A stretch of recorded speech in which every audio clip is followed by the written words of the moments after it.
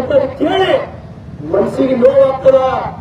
ಅದಕ್ಕಾಗಿ ದಯಮಾಡಿ ಪ್ರತಿಯೊಬ್ಬರು ನಾವೆಲ್ಲರೂ ವಿಚಾರ ಮಾಡತಕ್ಕಂತ ಈ ದಿನ ಬದಲಾವಣೆ ಪ್ರಾರಂಭ ಆಗಬೇಕು. ನಮ್ಮೆಲ್ಲರ ವಿಚಾರದೊಳಗ, ಆಚಾರದೊಳಗ, ನಡೆಯೊಳಗ, ನುಡಿಯೊಳಗ ಬದಲಾವಣೆ ಪ್ರಾರಂಭ ಆಗಬೇಕು. ಈ ಭವ್ಯ ಭಾರತ, ಈ ಹಿಂದೂಸ್ತಾನ್ ಮತ್ತೆ ಕಟ್ಟಿ ಕಟ್ಟಕ್ಕಂತ ಕನಸು ಮಾಡಬೇಕು ನಾವು.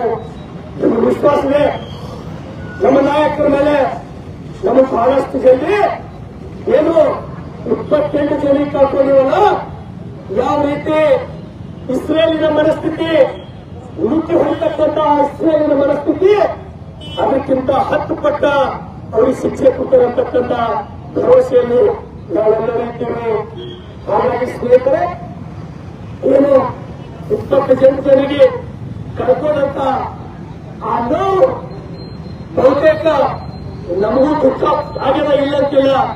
ಆದ್ರೆ ನಿಜವಾಗಿ ನಮ್ಮ ಅಪ್ಪನ ನನ್ನ ಎದುರೇ ಹೊಡಿತಾರಲ್ಲ, ಆ ಹೆಣ್ಮಗಳನ್ನ ಅಕ್ಕಿನ ಕಣ್ಣಿಗೆ ಹೊಡಿತಾರಲ್ಲ, ಇದು ಭಾಷಣ ಏನ್ ಮಾಡ್ತಿರಲ್ಲ.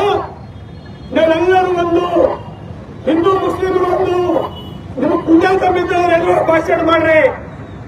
ಒಂದೊಂದು ನೀವು ಹೋಗಿ ಅವ್ರೇನೇನೋ ಮನುಷ್ಯತ್ವ ಇತ್ತು ಅಂದ್ರೆ ವಿಚಾರ ಮಾಡ್ರಿ. ಎಲ್ಲರೂ ವಿಚಾರ ಮಾಡ್ತಕ್ಕಂಥ ಮಾತನ 28-30 ಜನ ತಪ್ಪು ಒಬ್ಬ ಮುಸಲ್ಮಾನರು ಏನು ಹೇಳ್ಬಾರ್ದು.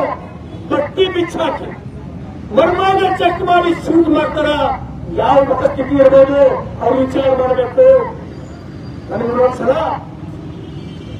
ಡಾಕ್ಟರ್ ಬಾಬಾ ಸಾಹೇಬ್ ಅಂಬೇಡ್ಕರ್ ಅವರು ಹೇಳಿದ ಮಾತನ್ನು ಪಕ್ಷ ಡಾಕ್ಟರ್ ಬಾಬಾ ಸಾಹೇಬ್ ಅಂಬೇಡ್ಕರ್ ಅವರು ಹಿಂದೂ ಮುಸ್ಲಿಮರು ಒಂದೇ ಕಡೆ ಶಾಂತಿ ಇರಲಿ ಸಾಧ್ಯ ಇಲ್ಲ ಅಂತ ಹೇಳಿದ ಮಾತು. ಸ್ನೇಹಿತರೆ, ದಯಮಾಡಿ ಈ ನೆಲ ಈ ಜಗತ್ತಿಗೆ ಪ್ರಜಾಪ್ರಭುತ್ವದ ಪಾಠ ಹೇಳ್ಕೊಟ್ಟಂತ ಈ ನೆಲದಿಂದ ಬದಲಾವಣೆ ಪ್ರಾರಂಭ ಆಗಬೇಕು. ನಾವು ಹಿಂದೂಗಳು ಯಾರಿಗೂ ಅನ್ಯಾಯ ಮಾಡೋಲ್ಲ.